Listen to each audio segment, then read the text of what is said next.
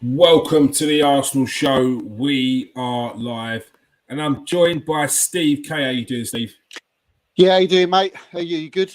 Good tonight? I'm all right. There's plenty Good to stuff. discuss. There is plenty to discuss. This man behind me has signed a new contract at Arsenal until 2027, I think it is. 4-year deal for Bukayo Saka. That's great news for Arsenal at the end of the season. So that was Martin Odegaard the other day. Bukayo Saka today. Thinks hopefully Saliba should be next. So we'll be discussing that one. We'll be discussing ins and outs. And we'll be going through the team. Who do you think should be going and selling? And who do you think should stay? And of course, we'll be discussing everything else Arsenal. First and foremost, enjoyable night last night in the Super 6 podcast, Steve? Yeah, it was good, wasn't it? If anybody who hasn't watched it, just click on KS1 TV. It's definitely something not to be missed. I'll tell you that. But yeah, I enjoyed it. Obviously, there was quite a few differences of opinions regarding Arsenal and whether we'd bottled it, whether we'd crumbled. I had my say. I didn't think we'd bottled it. I don't think we crumbled, and I'd stick to that. We had Nathan on there, and obviously he had his view, and obviously Nathan being a former Premiership striker, he's going to have a quite a good balanced view of it. You would have thought, but I had to disagree. I think when a lot of people out there at the moment are talking about how Arsenal bottled it and crumbled. It's starting to rear its ugly head again on fan channels, and it seems that I don't know what it is. They're still there. The fans, these fans that we thought had gone, haven't gone. They're still there. They've just been hiding underneath the surface. And I don't know what it is. I watched one today, and I was just like dumbfounded, where all season they're praising, and I literally see this 4-letter rant by someone who's pretty well respected, you would have thought, just going at Arsenal. Now, whether it's about clicks, I have no idea. What exactly were they saying? What point were they making? Well, it was a full-blown absolute assault on Arsenal Football Club as the team, the way we've handled the last, towards the end of the season, the way that we've played, just an absolute assault on Mikel Arteta. What has he done? We thought that he had it right.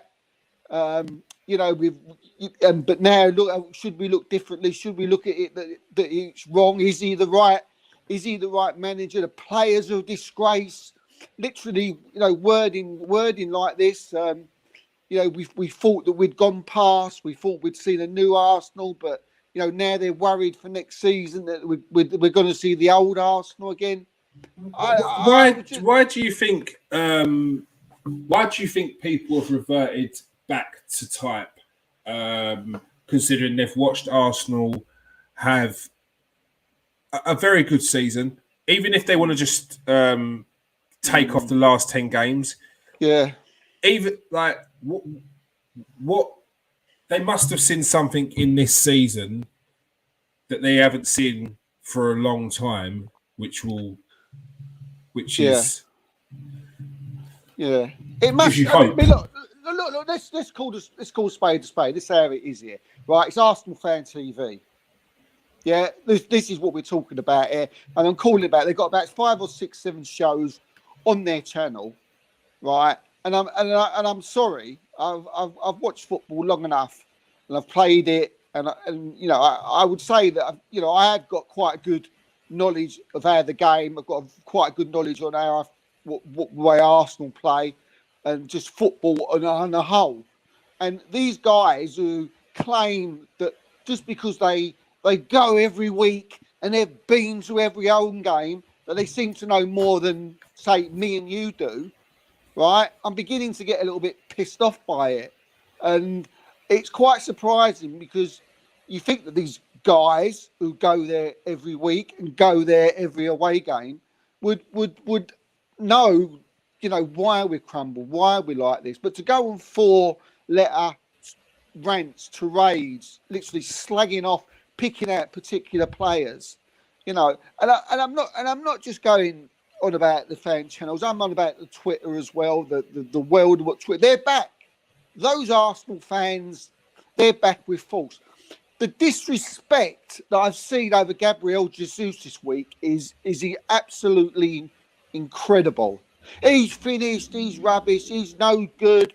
Put him on the bench. Absolutely. I put a tweet out saying something about that we spoke about last week, which was we're not buying another striker. Gabriel Jesus is not been bought as a squad player, and he won't be sitting on the bench next season.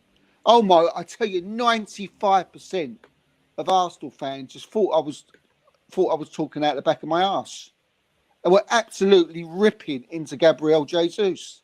Now, where is this coming from? I have no idea. We had Ben White getting called out. You know, we're getting Gabriel getting called out. You know, this should be a part of the season where this is not what we should start. We should be praising this team. They've done absolutely incredible.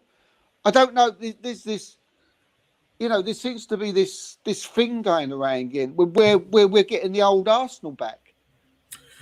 Do you think that an element of people turning and having this sort of mindset is because they've been in and around these other opposition fans for however long, and they're hearing you bottled it, and they're kind of just buckling or going with the trend because they either haven't got any balls or they're just weak-minded people. Like, I don't understand how. No, I don't. You go around on TikTok, you go around on Twitter, you're now seeing a fair few Arsenal fans say we bottled it, say with this, say with that, and I'm like, you're not even saying like Arsenal felt the pressure at the end of the season. This young squad felt the pressure at the end of the season. We need reinforcements next season, but it was a good season. It's a negative. It's a serious negative. It's got people.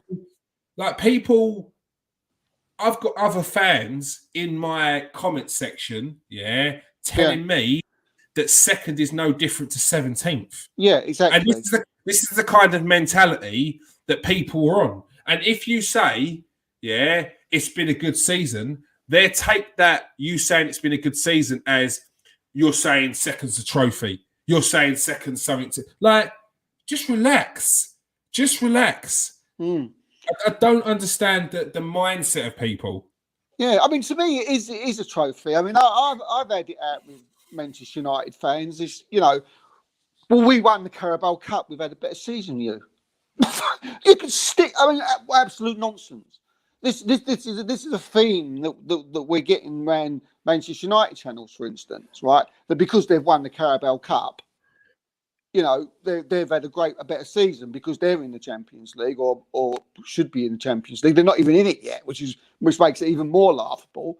But the fact that they think they're trying to tell me that that they're trying to say that them winning the Carabao Cup and getting into a final, right, is better than an absolute title run where you've taken Manchester City to this best team on the planet, probably the best team in the last since 1992, since the Premier League done, and people were telling me that they've had a better season than Arsenal because they won the Mickey Mouse Cup. Get out of it.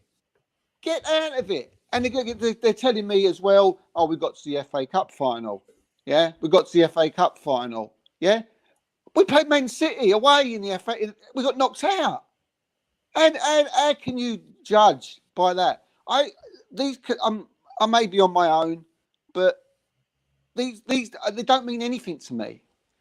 It doesn't mean anything to me. Meaning, if someone said to me, "Do you want the Carabao Cup next season or go to a title race?" Please do me.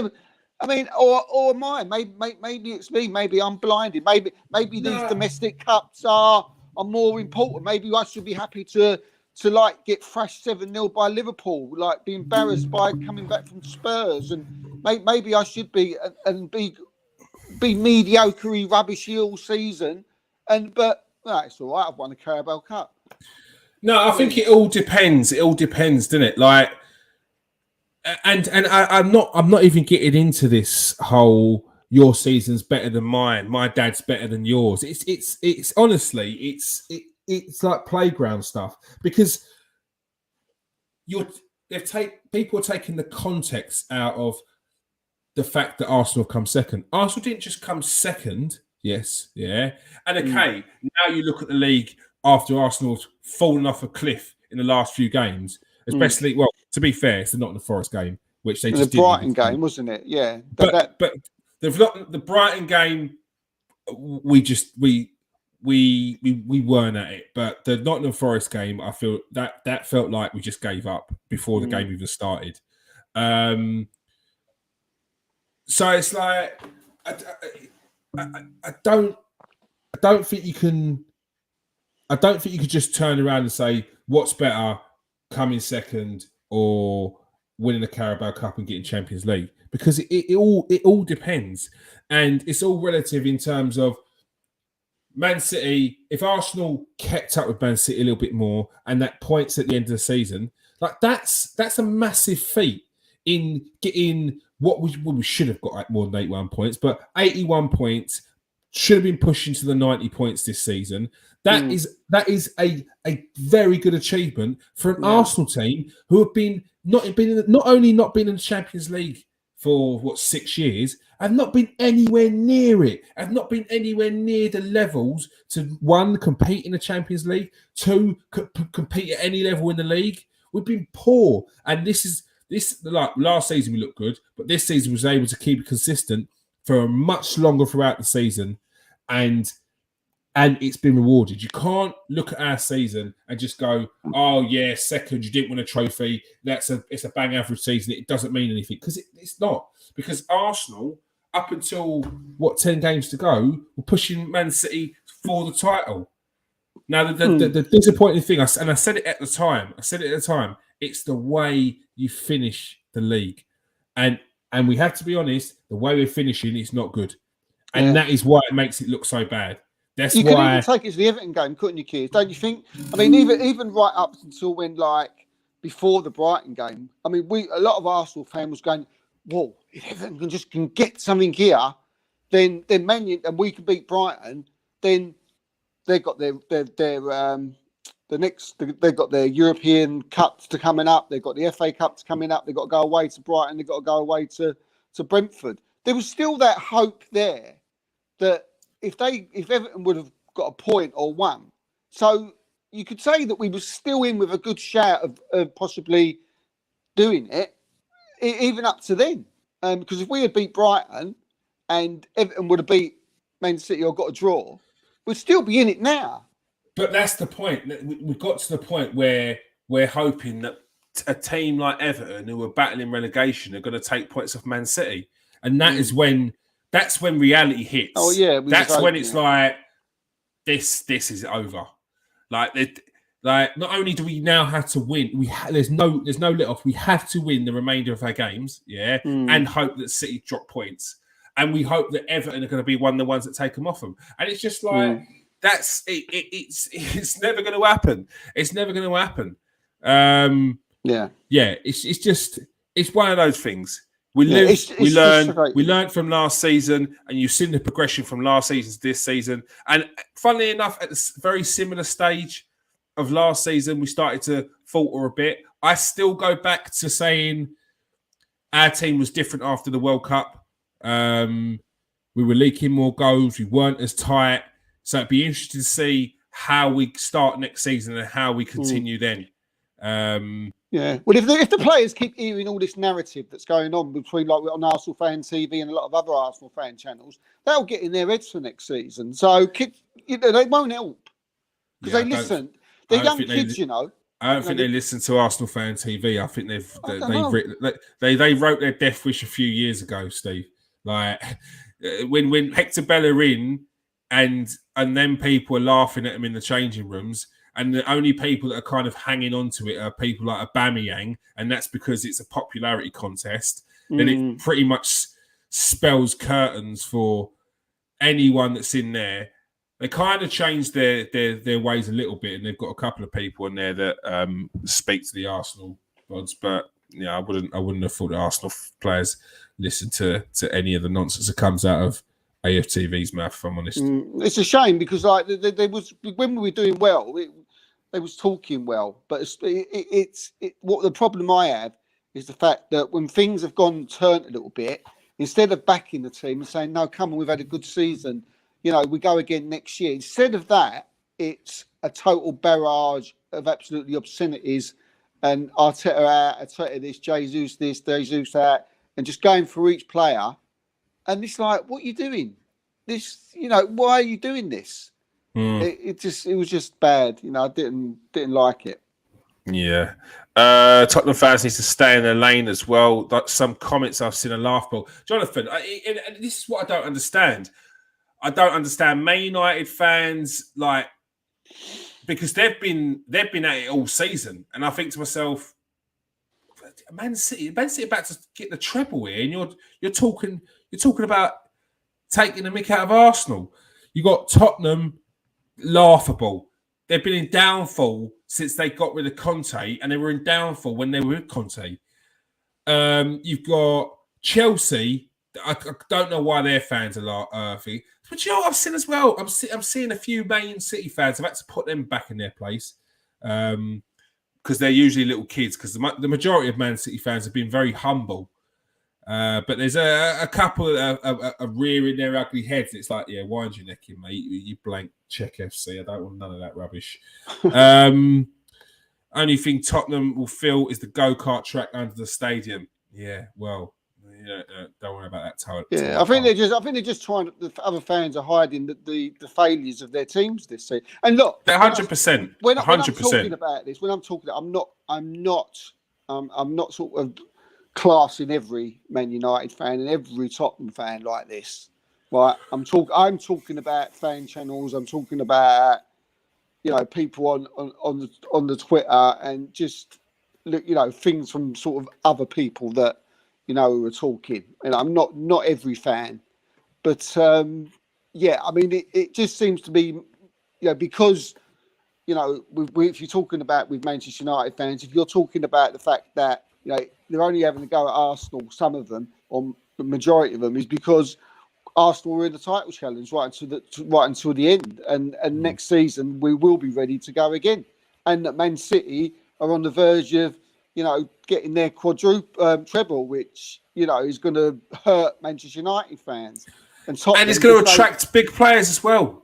Yeah. It's going to attract players. Players will, the moment Man City lift that Champions League, players will be like, now they mean business. Like they were the team that was constantly, like they're a very attractive team, but now they're doing it in Europe. Like that's you're gonna attract a different level of player now. Yeah, it's worrying. It's worrying.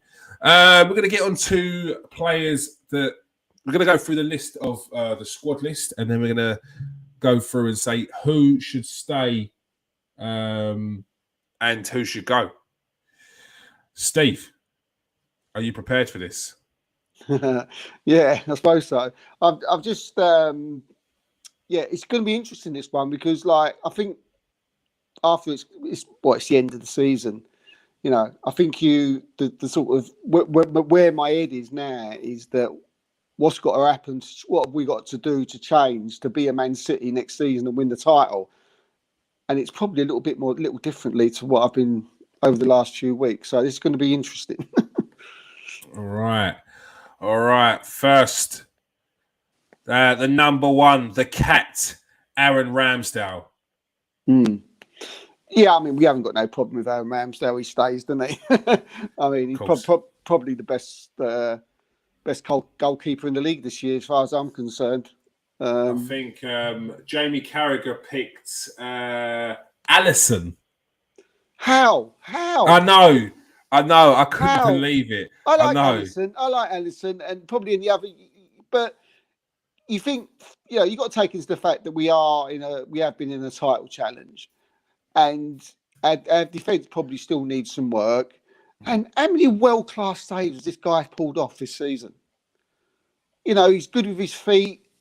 I don't remember Alisson. Alisson's a great goalkeeper, and he's kept Liverpool in games. But I don't remember Alisson pulling off worldies all the time. This guy's been pulling them off for fun this season. So, yeah. I think Gary Neville went for Nick Pope, and to be fair, I think they've conceded. They have conceded the least amount of goals in the Premier this season. Only 30. Oh, besides Man City. Besides Man City. But to pick Alisson is crazy. It's madness. Matt Turner. We've got to look at, if Ramsdale gets injured, is Matt Turner good enough to come in, take us towards a title challenge? I'm not sure. It's not sort of priority right now.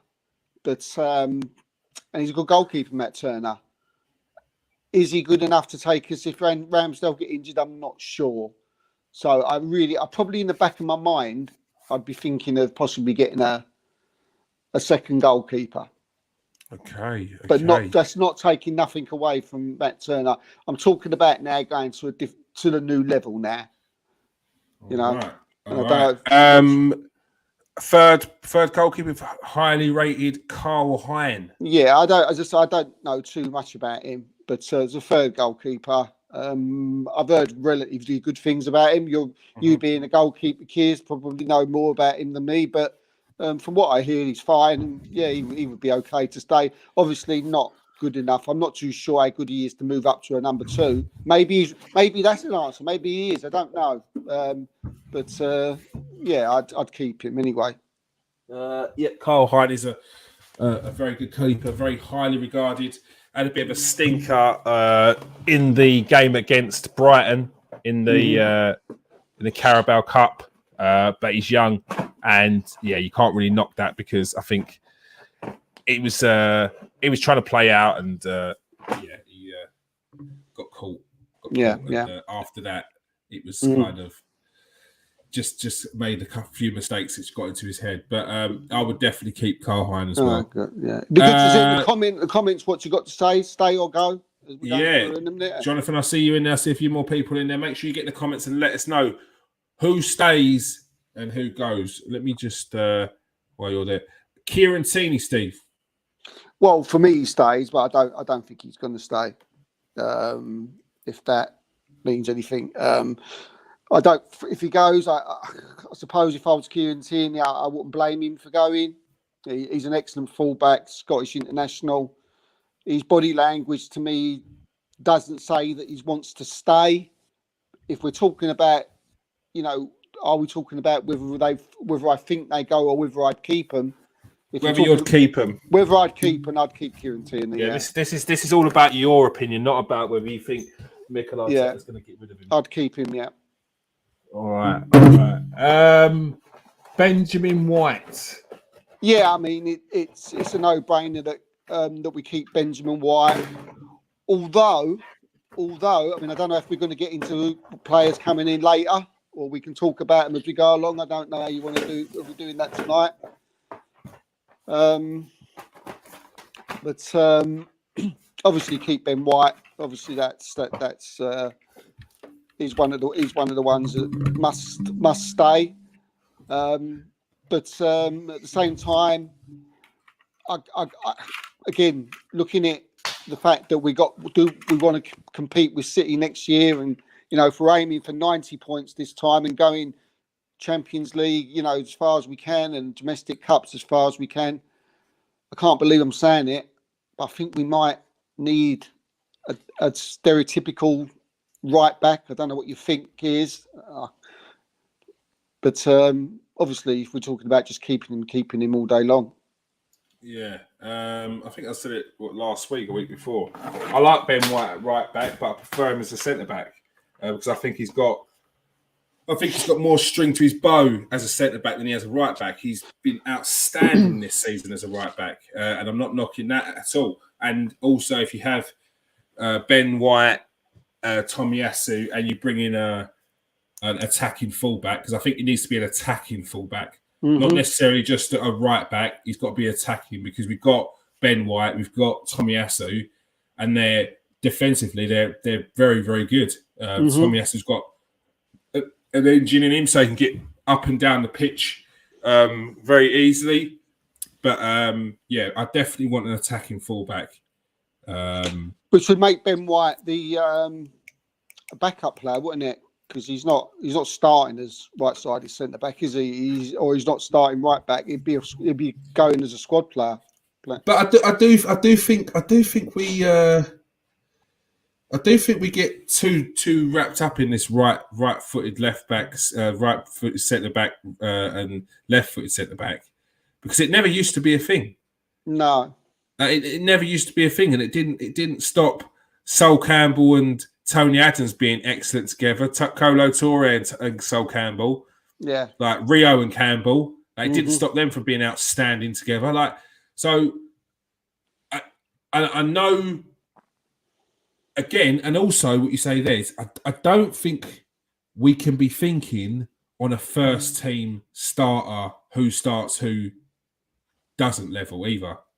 no, I don't think we could be thinking, oh, we brought in this right back, he starts. I think we have to do it on who's playing well, who suits the game, who's played too many games recently. Man City rotate players. Yeah. They rotate players. It doesn't matter who you are not averse to be rotated, because it benefits the squad when you rotate it. At the moment, we've got a trusted 13. That's not good. We can't have that. We're bringing in players in the last run of the season that haven't played all season. We're having to rely on players who've come in January to hold up our team when the other players' form's gone. Like, it's just not ideal. It's not ideal. Although they did come in January and they've done excellent. Trossard, Jorginho, outstanding since they've come in. It's just that shouldn't be on them to hold up our team. It should be an option. Whereas in the end, it was like, actually, this player needs to play because the other player's off form. We need rotation throughout the season. We need to keep people on their toes. We need competition. We can't have players thinking that their place is guaranteed. Now, this team comes across quite humble, so it might not have been consciously thinking that, but subconsciously you'll relax, knowing that there's no one around you that's going to take your spot. You're not thinking, oh, no one's going to take my spot, but you know in yourself, oh, there's no one there, and I've been playing all right this week. So there's no real competition. Your competition is yourself, and you need competition. So I'd definitely keep Ben White, but I would bring in a attacking fullback. Gabriel. Yeah, again, you know, that's sort of like just a no-brainer, that one, isn't it? We got to keep him. You know, as you said, we need a strong back line next season, and you're absolutely right. Man City swap it, and even players like Gabriel, he shouldn't be. You know, if he's dropped out. I mean, sometimes it's like you said. Sometimes Ruben Diaz has been put on the bench. So, and we like, oh, Diaz is not playing today. Well, Stones is on the bench. Kanji comes in. Now, Aki's played centre back. Laporte's come in and played. You know, so these are all like, you know, like internationals, and I'm sure this is what Arteta's telling them. He's saying to them, look, you know, we need a squad. We need to rotate all the time, and we need to have players on the bench who are top international class. But you know, so we can do this all through the season, and this just hopefully that they, you know, like you said, they're humble enough and they get it, and they want to be part of the process of what he's saying. So, but yeah, he's obviously got to stay. Yeah, Gabriel started 37 Premier League games this season. Like, okay, that's the standard, but if we want to play at the intensity that we play at consistently, you've got to rotate. Ruben Diaz played 26 Premier League games, started 26 Premier League games. That's mad this season. Do you know what I mean? 10 games less. 10 games left. And Gabriel also played in Europe as well.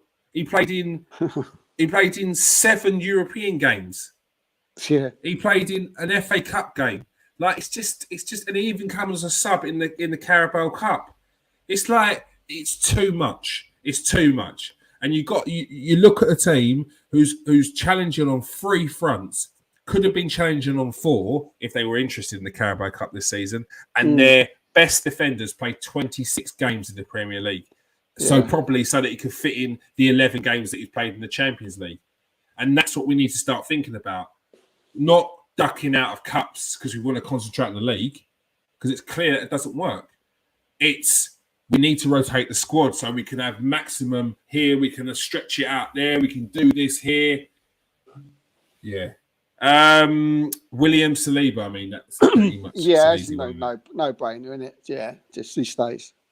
Jakob Kiwior. Yeah, I felt a bit sorry for him over his few games. He's been played in a number of positions. He hasn't been really.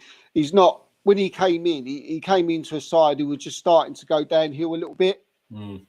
So it's hard to judge him. He's a young guy. I've liked what I've seen at times. There's times when he's looked a bit nervous, but I've certainly seen enough for him to think that he could become very useful as a squad player for Arsenal in the future.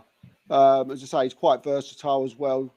You're going to need people like Kiwior, probably maybe playing in League Cup games and Cup games, and possibly an injury. So yeah, I'd keep him. I quite like him. So yeah, I've seen enough to say that for him to stay. Bobby Holding. Oh, this is a difficult one. I love Bobby Holdinho. I think he's great. He's great round the dressing room. Manager loves him.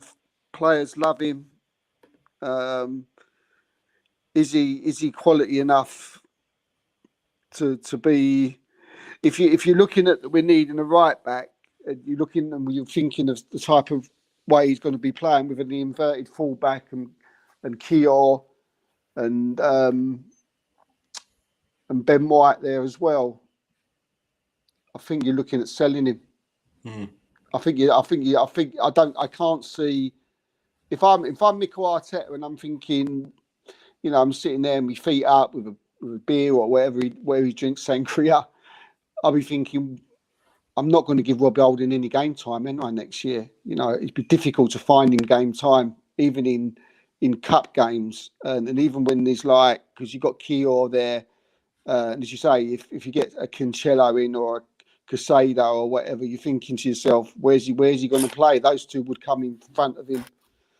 So this is probably the first one that I'd probably say to sell on.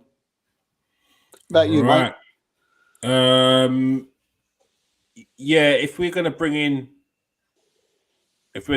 some more defenders, then it's probably time for Holding to go. With a heavy heart, I say. Same here, yeah. It's the same. I'm not too sure we've got to bring any central defenders in still. I'm still a bit wary of whether if he's going to bring in, because if you've got Ben White and Kiwior there, it depends where he brings in the reinforcements. Exactly. If Kieran Tierney goes, he has to bring in a left back. He has to bring in a right back if he's not going to. Yeah. So needed. Tomiyasu. Yeah, I mean, even though we've hardly seen him this season, I keep him all day long, and because he's just on his day, he's up there with the best. He's can play as good as he's not far. He's probably the same in most positions. He's probably better as a right back. But he can play again. He's another one. See, he's another one who can play in a central defence. And obviously, we've seen him play left back. When he's when brought into man marker player. I think this is one of them. Like you can put a golden stamp on, and I think it's so important that he gets fit. Soon. Because from what I'm hearing, he's not going to be back till around about September. Oh, really? Is it that bad? Yeah, it's a bad one. But the best. The best chance is that he will be fit for pre-season. That's the hope. But if you're looking at it sort of like realistically, you're looking at more September time. But as far as I know, Arsenal got their fingers crossed for pre-season. But yeah, that's if everything goes really, really, really well, then you could see him in pre-season. So yeah, he's had a bad injury. I hope he doesn't go. I hope he's one of these players that doesn't get one that comes back 2 months later and gets another injury.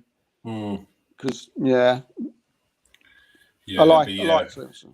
Same here. Zinchenko. Yeah, obviously he's got to stay, isn't he? I mean, he's been fantastic this season. Just up until towards the end, I think the emotional side of Zinchenko just got the better of him, and he started to drop form. But yeah, it's perfect for the way Arteta wants to play. He likes to play with the inverted fullbacks, and Zinchenko's one of the best in the league at doing that. So he obviously definitely stays.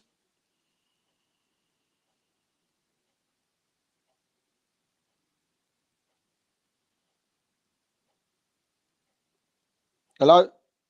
But yeah, I was thinking Steve's having a serious think about this one. I was like, what's going on? I was muted. I said, wrong time midfielders now. Thomas Partey just went silent. I was like, cool, he's having a serious think about this one. Yeah. Thomas Partey. Now, this might be controversial. I'm not saying sell him, before Arsenal fans start to lynch me. But I've got this feeling from the way that the Arsenal players have been linked to. I'm not sure that Thomas Partey is the best player to start for Arsenal next season. And I'm not sure of it because I don't think Arteta's sure either. And I'm seeing the signing games where it seems to me he's looking for something different. And the signings that we're being rumoured with, some very big signings, I can't see where Thomas Partey fits in. And I'll tell you why. I still think that Declan Rice would come in to Partey's role.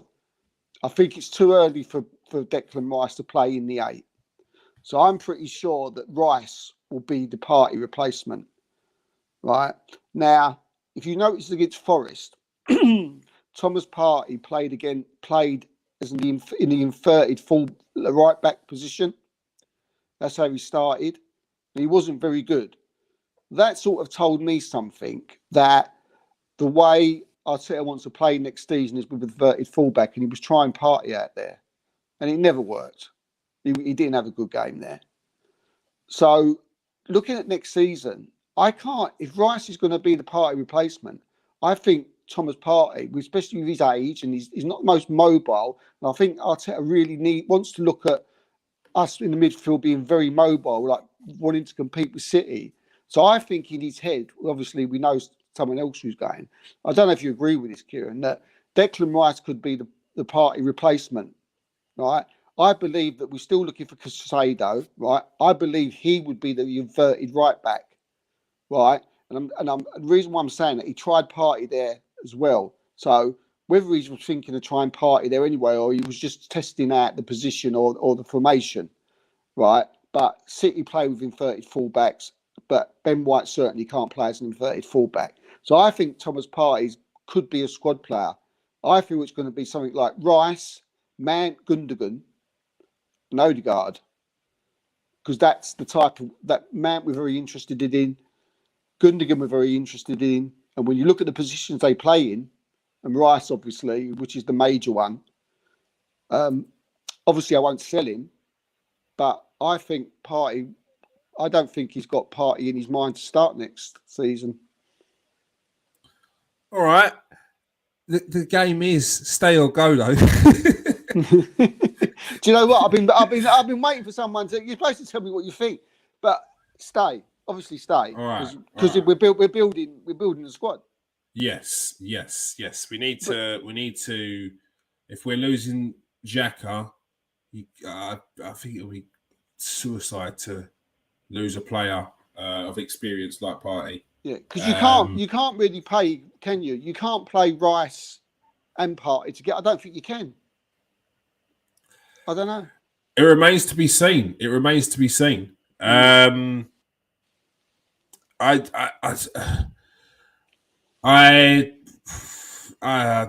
can't think of a world where we sell Partey because no. We'll never because you need the squad depth. Yeah, I mean, what a player to have as part of your squad. This is what we want. This is what we need. Yeah, and if anything, then you potentially sell him the following season, but depending on how he does for the next season, how he is around the squad, if he is starting on the bench, if he is a rotation player, is there any sort of issues or dramas around that? So there's a lot of things to take in there. But yeah, I mean, I think we saw towards the end of the season, Partey come out and say the competition is good, it's needed, and it's good that Jorginho is basically keeping him on his toes. So, yeah. Bukayo Saka, just signed a new deal. It's obvious. You keep him. Sell him. Sell him for under 20 million. Odegaard also signed a new deal. Yeah. Keeping him, obviously. Yeah. This one's a big one.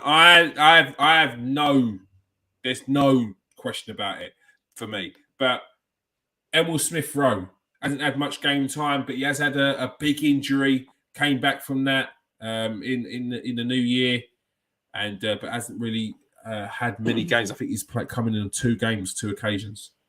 Yeah, I mean, I think we have to come to the conclusion now that Emil Smith-Rowe will be squad depth, going forward.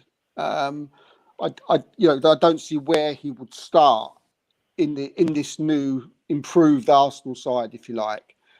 If he can be one of the players who comes off the bench and be like Emil Smith-Rowe's been like how we see how he was last season, where he scored over 10 goals. This is what Man City do. They have your Smith-Rowe's on the bench who you bring on. So it's no sort of shame to say, or any Arsenal fan should say, we should have Smith-Rowe on the bench and feel bad by it. If we want to compete with City, we need players like Smith-Rowe on the bench and say, we've got class, he's quality, Smith-Rowe is the nuts, he's England international. Wow, we've got him on the bench. He can come in and play in a Champions League game maybe, or, this is what Arsenal have to do. So it's no shame to say, or anybody should feel bad to say that Emil Smith-Rowe should be on the bench. But if you're looking going forward and you're looking at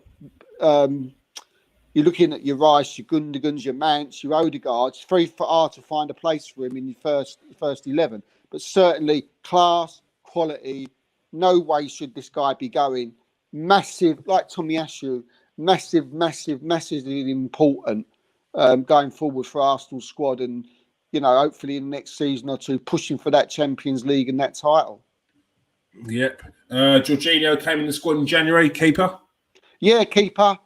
Certainly for another year anyway. Certainly, but you're not. What's the point in selling him, Kears? We paid 12.5 million, whatever it was, for him. Mm-hmm. What are you going to sell him for? You keep him for another year. It's just a no-brainer. I've seen people say, "Oh, we'll just sell Jorginho." What are you going to get for him? 6 million? 5? Just having the guy. Well. Exactly. There's that, and just having the guy around anyway, even in the dressing room, even without him being on the pitch, is worth, £6 million. So yeah, definitely a keeper. I know you've got reservations here, Fabio Vieira.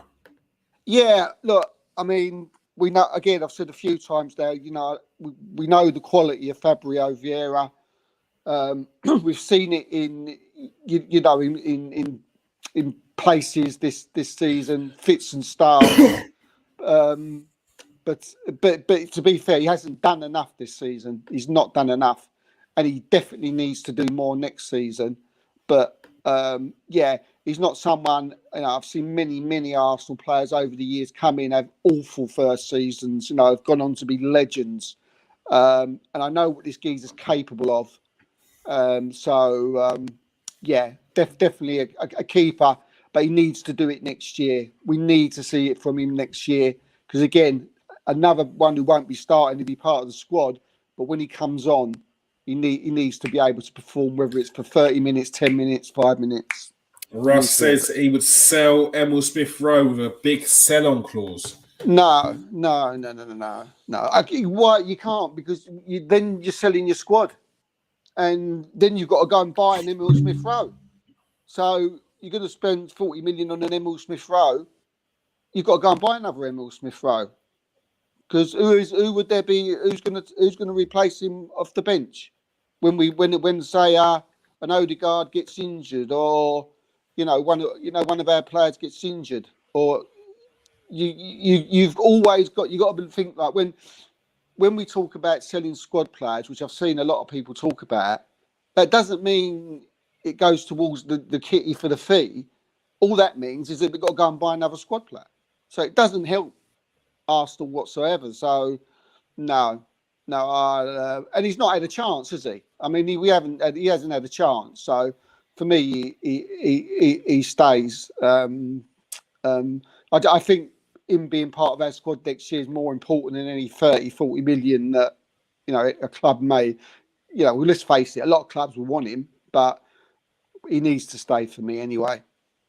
All right, El Nene. Yeah, El Nene. I mean, he's just signed a new contract, isn't he? Did he sign an extension because he was injured? I think they did. I think they gave that's him an right. They extension, did, didn't they? Yeah. Until next season. Yeah. Yeah. Just look. I mean, again, we ain't going to see much of him on the pitch. I got a funny feeling this guy. Let his contract run out. Just for the fact that just like him, and let him stay there, and let him be our cheerleader for a season, and then what I would do, I'd give him a job at the club in some capacity. Some coaching capacity, or just doing something, ambassador there, I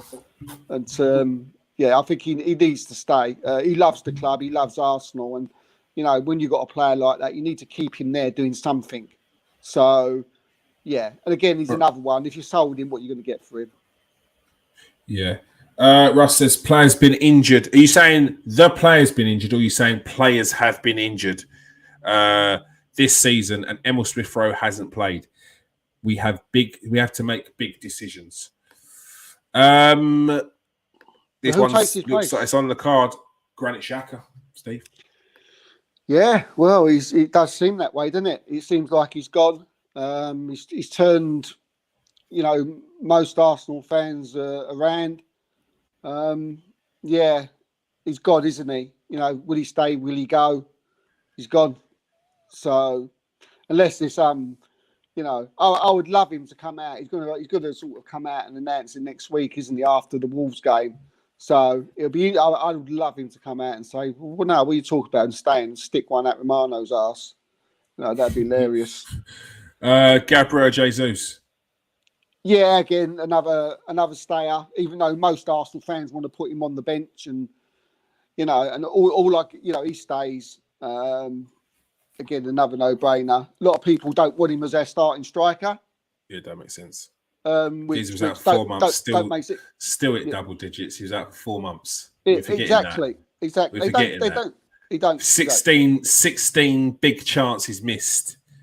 Like, if he takes 10 of them, it's a different conversation. And he should have taken a fair few of them as well. So I do think he is wasteful sometimes, but I equally think he could have a season where everything he touches turns to goals. So, Martinelli. Yeah, I mean, again, it's another no-brainer, isn't it? Yeah, he just signed a new one as well. What I will say, just going quickly back to Jesus. I mean, you've already said that he's been out the whole, for 15 games he was out for. Gabriel Jesus. Right? I mean, how many goals would he score in them? But when you look at our front line, we spread our goals around. Mm-hmm. Martin Odegaard scored more goals than Kevin De Bruyne. Saka scored more goals than Mahrez. Martinelli scored more goals than Jack Grealish. They've just got this freak up front. And Jesus scored 10 goals without missing 15 games. So it's about spreading the goals around. It ain't always about having a striker up there who scores 30 goals. But if we do want to push on in the league, Gabriel Jesus needs to hit 20. I think he'll do that. I think He can do that. He can do that. He can do that. All right, we've got 10 minutes. We've got a fair few of the squad to get through, so let's start blitzing through them. Eddie Nketiah. Eddie Nketiah. Oh, no, he stays. I can't see another striker coming in. The thing is, it's a shootout, isn't it? I mean, you could double the two up. If you say we're short of time, we could double up Nketiah and Balogun because one of them's got to go. One of them's got to go, and it's probably down to player preference. Preference of whoever it is and Mikel Arteta, or who they would rather go. I think it'll be down to who's going to rake in the most money. Because I don't think they look at them two and think there's too much gulf in quality. And yeah, I personally think they will take the kid who's hot at the moment, which is Balogun. And I don't think Eddie wants to go though as well. I think if you're Arteta and you're like saying, I can see Balogun saying, look, well, if I want to be this, I want to be there, I want to start as number one. If I'm not in it, I'm going to leave. Where Eddie, I think, is quite happy to be the number two and do what he does as long as he gets games in cups and I think he's quite happy with just being part of the Arsenal because. He seems to be. He is an Arsenal boy, isn't he? Eddie Nketiah. I mean, I know Balogun's been there and all, but you do think Eddie Nketiah is one of your own more than probably what Balogun is. So yeah, probably I'd keep Eddie. Right, Eddie stays. Leandro Trossard only came in January. He's a keeper. Yeah, he's a keeper. Yeah. And Reece Nelson. Reece Nelson. Free transfer at the end of the season. Yeah, but he's been offered a new one, isn't he? Oh, what's he saying? Well, he hasn't decided yet. It's up to the player. I don't think he's whether he wants to sign it or not. It obviously sounds like Arsenal wants him to sign. So. I don't know why Arteta wants him to sign. If he wants him to sign with the fact that he feels that he's going to be a replacement for Bukayo Saka, can Reece Nelson be that? I don't know. I don't think it's that. I'd argue that it's not just a case of like for like. I'd say you probably need a little bit more. You probably need someone in that. So you've got your like for likes, and then you've got someone who can play a multitude of positions. And I think you probably need that up front, maybe two, so that covers the front three. Plus, so you've got Reece Nelson and you've got Smith Rowe, you've got Vieira, who of the three who plays on the wing and number 10 or whatever. Who's your strikers that can be versatile? Who's your midfielders that can be versatile? And who's your extra defender that can be versatile? Because you want to look at the start of the season that you want to fight on all four fronts. And if you're doing that, you need a squad of 30 players. And your main squad's going to be, you've got your youth players, 10 youth players in that's going to be coming through the ranks. You've got your 22. And in that, you've got a solid 18, that is tough to choose from. It can't be a 13-man squad and your 11 is your 11 week in, week out, doesn't change. That will be a mistake again. But would you still buy a winger, another winger who can play left? Yeah, definitely, right? Definitely. You need a winger. So where would he fit in then? If you're going to buy another, where does who fit in? Reece Nelson. In the squad. So Reece Nelson got about 4 games this season and he's happy as Larry. Like the players like this, they don't kick up a stink. They want to just be at the club. When they do come on, they can make an impact and make a difference. You may sell him in 2 or 3 years' time, but I just don't see the benefit of selling Reece Nelson. I don't think. I think it would be a loss. Yeah, I do. I see.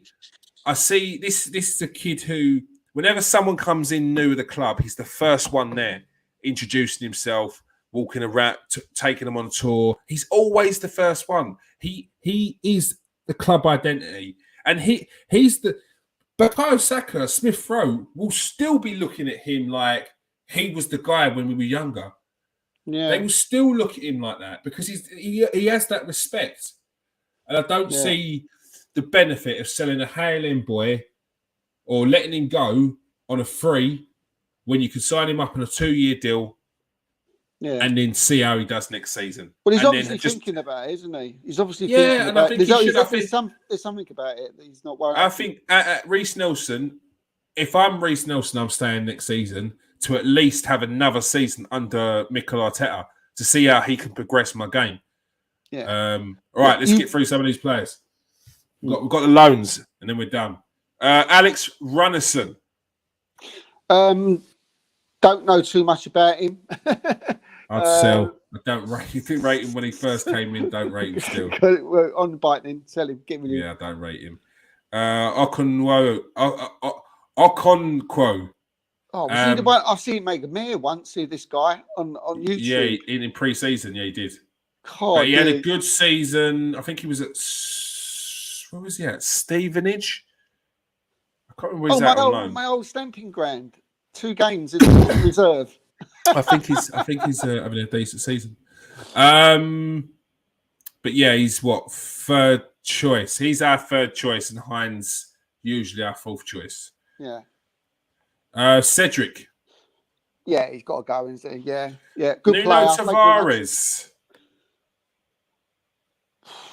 With Tierney going, do you bring in Nuno Tavares or do you bring in a brand new left back?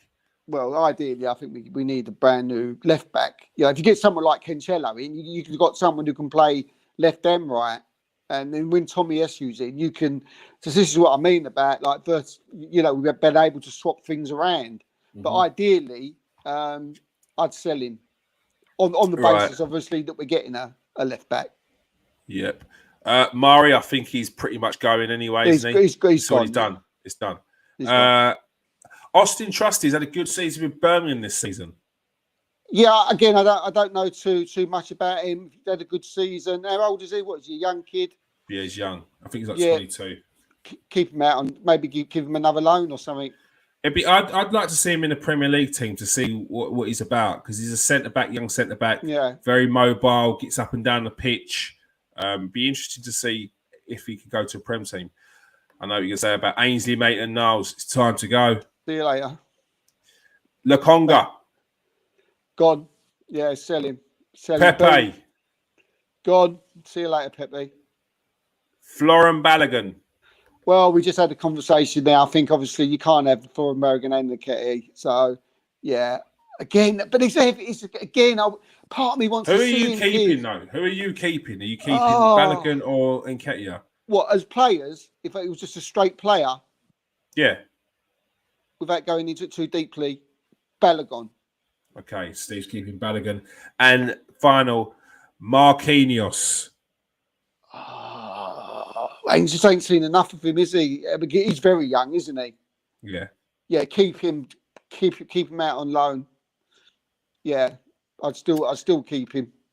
Russ says doubt whether Austin Trusty will ever kick a ball for Arsenal. I doubt it very much as well. But it's interesting to see what they're doing with this one. They clearly got a link in America and they're going to try and make some money. Quick spin.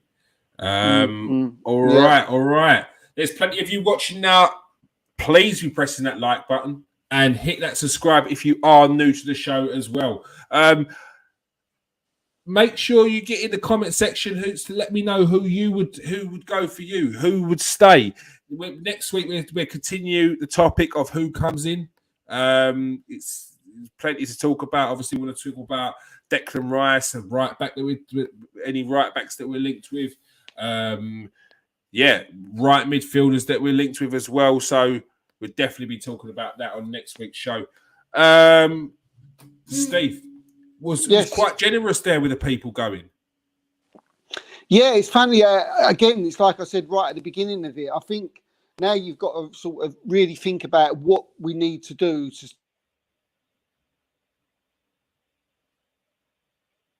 to progress going forward. I think he was going to say into next season, which means going with a certain type of player.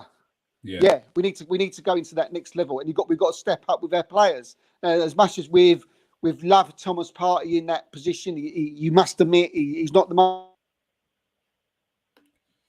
I think Thomas Partey cut Steve off there. Wasn't happy with where he was going with that topic.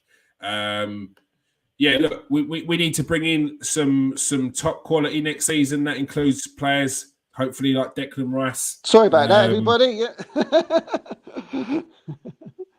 Yeah. Sorry. Just saying. You know, as much as we love Thomas Partey, he's been great for us this season. You have to think of next season. You know, has he been? Probably his weakness is his mobility. Maybe that's something we're looking for. We could do with someone like Declan Rice in there.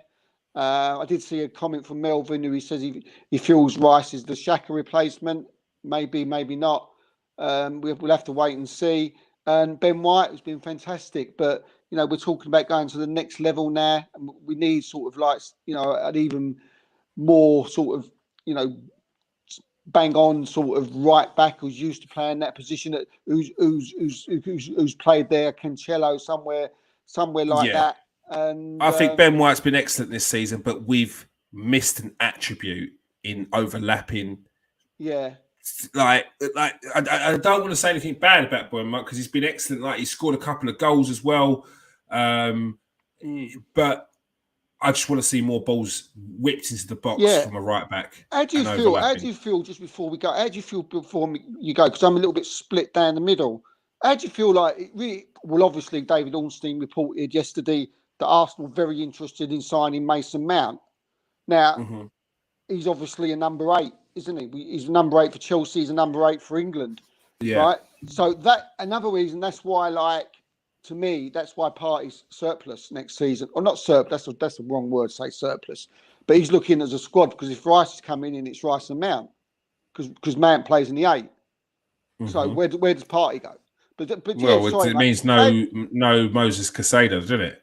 Well, not if he brings him in as an inverted right back, which he can play. He has played there for Brighton. But yeah, I mean, just you know, man. I mean, I've always been on a bit like that with him. I don't know why he gets so many pelters. I think he's an honest player, works hard, scores goals, very good on the ball, very good passer. So I don't know what it is Chelsea fans are digging him out about. I understand why Gareth Southgate plays him over certain players. I think in a 10 he's a bit limited, but in an 8 I think he's a very good player.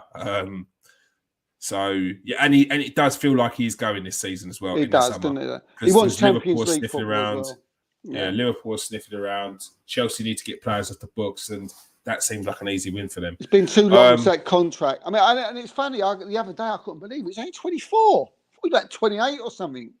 That really surprised me. He was playing at a young age at Derby, weren't he? So they call him Mr. Chelsea. Apparently, it'll be interesting to see.